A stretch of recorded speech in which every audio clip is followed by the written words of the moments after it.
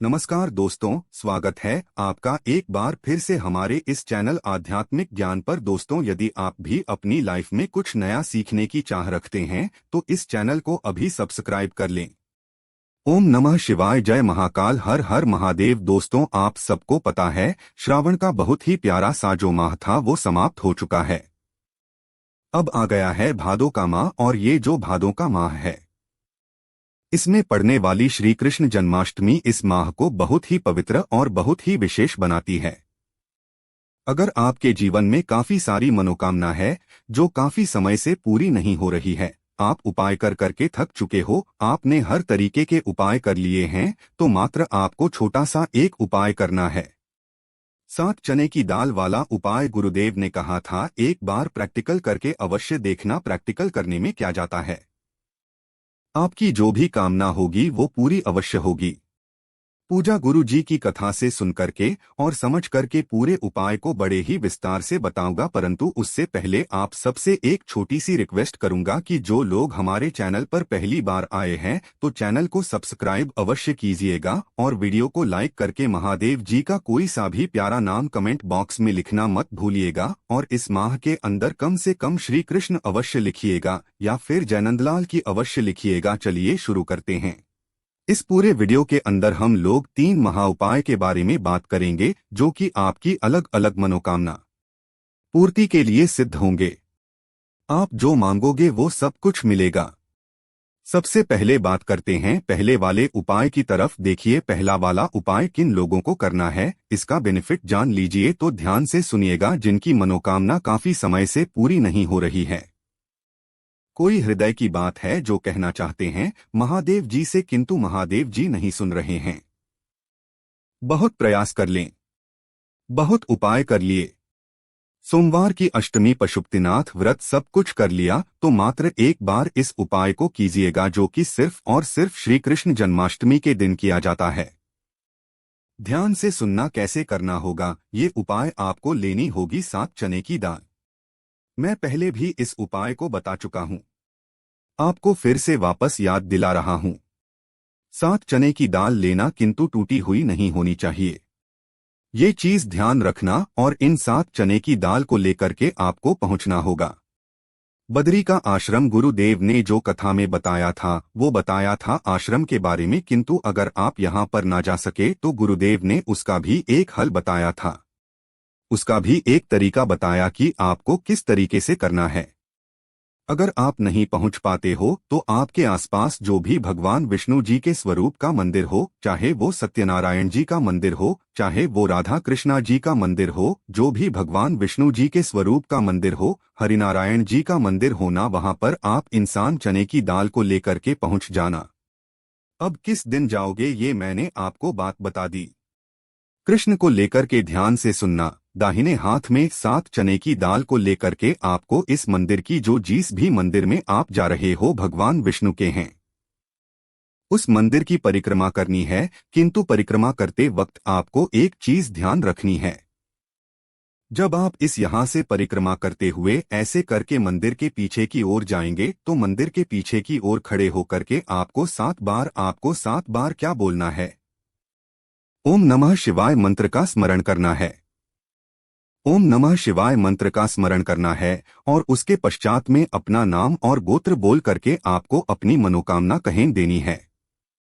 कहां पर कहोगे? बद्रिकाश्रम या जो भी आप भगवान विष्णु जी के मंदिर में गए हो, श्री कृष्ण जी के मंदिर में गए हो, राधा कृष्ण मंदिर में या राम जी के मंदिर में या सत्यनारायण जी के मंदिर में, मंदिर के पीछे खड़े होकर के जब आप परिक्रमा कर रहे होंगे और परिक्रमा करने के पश्चात जब आप आगे की तरफ में आओगे तो उन्हीं 7 चने की दाल को आपको भगवान विष्णु को समर्पित कर देना है।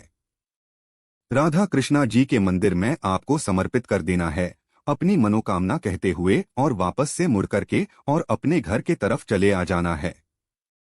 पूज्य गुरुजी ने कथा में बताया था कि जो व्यक्ति जन्माष्टमी के दिन इस उपाय को कर लेता है, 7 चने की दाल का मेरे मंत्र का स्मरण करके जो नारायण को समर्पित कर देगा, ज्यादा से ज्यादा 3 माह चाहे कितनी भी बड़ी उसकी मनोकामना क्यों ना हो, पूरी अवश्य होगी। पूज्य गुरुजी ने बड़े जोर करके कथा में इस वाले उपाय को बताया था, तो अवश्य इस उपाय को कीजिएगा। बहुत ही सुंदर सा उपाय है। और ऐसा मौका बार बार नहीं मिलेगा। तो इसीलिए कहूंगा अवश्य कीजिएगा प्रैक्टिकल करने में क्या जाता है।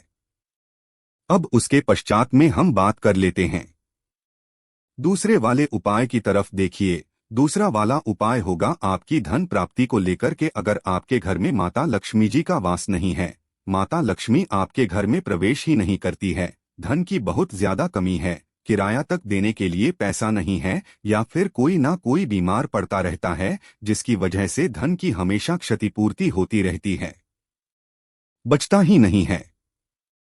धन शोधन की सारी समस्याओं को खत्म करता है। मात्र ये छोटा सा उपाय है, आपको करना होगा यह जन्माष्टमी के दिन। अब आप सबको पता है भगवान नारायण की जो पत्नी उनका नाम है माता लक्ष्मी जी, और जो माता लक्ष्मी जी को प्रसन्न कर देता है उनके घर में कभी भी धन धान्य की कमी नहीं रह सकती है। तो उस दिन आपको ये वाला उपाय करना होगा। सुबह करना चाहो सुबह कर, हो शाम को करना चाहो शाम को कर लो, कोई दिक्कत नहीं है। ध्यान से सुनना, आपको लेना होगा एक पीपल का पत्ता, सुंदर सा पीपल का पत्ता लेना जो कहीं से भी खंडित ना हो।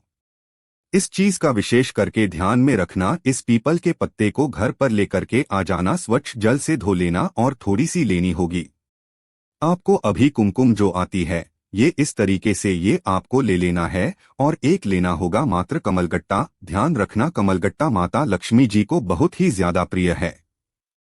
इन सभी चीजों को लेकर के पहुंचना है पीपल के पेड़ के नीचे। कृष्ण जन्माष्टमी के दिन यहाँ पर जैसे ही आप पहुंचोगे, आप सबको पता है पीपल के पेड़ के नीचे माता लक्ष्मी जी का वास होता है, भगवान हरि नारायण जी का वास होता है।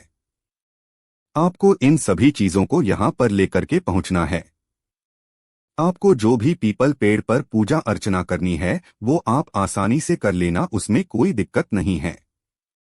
उसके पश्चात जो आपने एक पीपल का पत्ता लिया है ना, इस पीपल के पत्ते पर आपको इस रोली कुमकुम जो आपने लिया है ना, इसके अंदर थोड़ा सा जल मिला करके इसका पेस्ट बना लेना, और इससे आपको इस पत्ते पर लिखना होगा श्री। आप सबको पता है श्री जो है माता लक्ष्मी जी का एक नाम है, तो आपको श्री यहाँ पर लिखना है। और श्री लिखने के पश्चात एक कमलगट्टा इसी श्री के ऊपर यहीं पर पीपल के पत्ते के ऊपर रख करके और इसे अपने दोनों हाथों में लेकर के पीपल के पेड़ के नीचे आपको समर्पित कर देना है।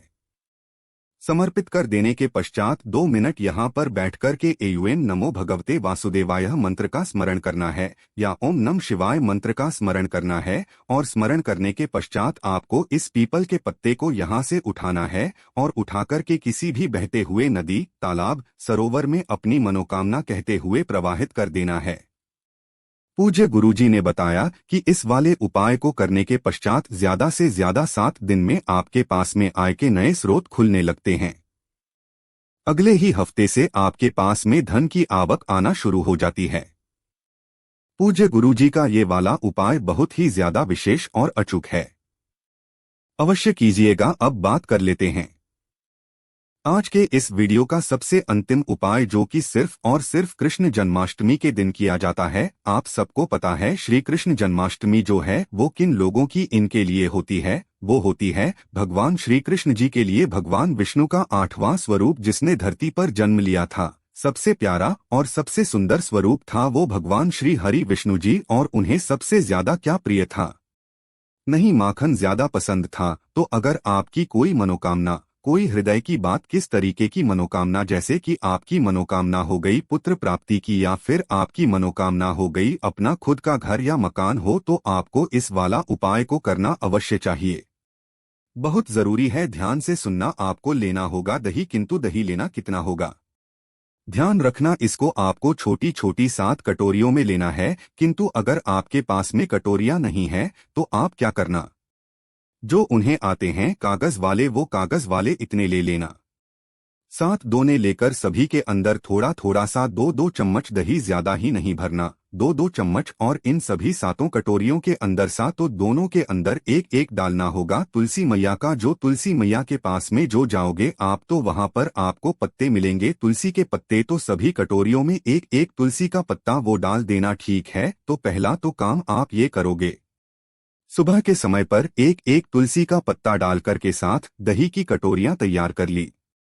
आप गढ़वा जानते हो कि एक तरीके से एक मिट्टी का छोटा सा पात्र आता है।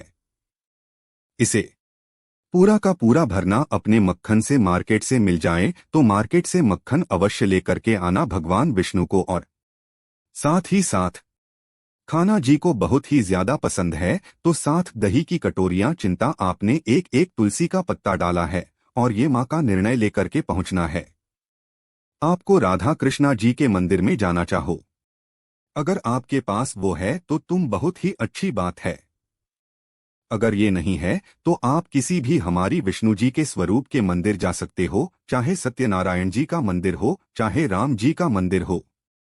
ठीक है नाम पर आप चले जाना, वहां जाने के पक्ष आपको करना क्या? ध्यान से सुनना, जो चौखट है उस चौखट के पास में आपको इंसान की कटोरियों को समर्पित करना होगा।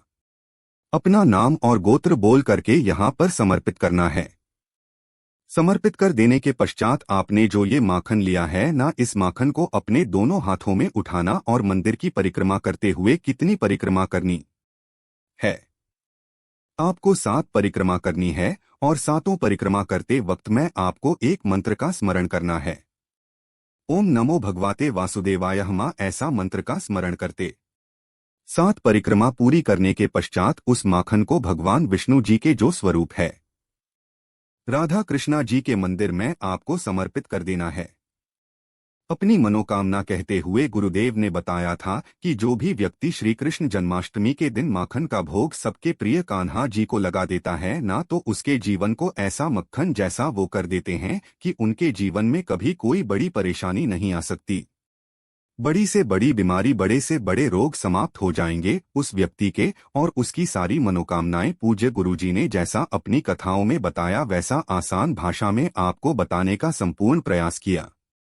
आशा है कि आज की इस प्रस्तुति में बताई गई जानकारी आपको अच्छे से समझ आ गई होगी। वीडियो अच्छा लगा हो तो एक लाइक अवश्य कर दें। धन्यवाद वीडियो के अंत तक बने रहने के लिए।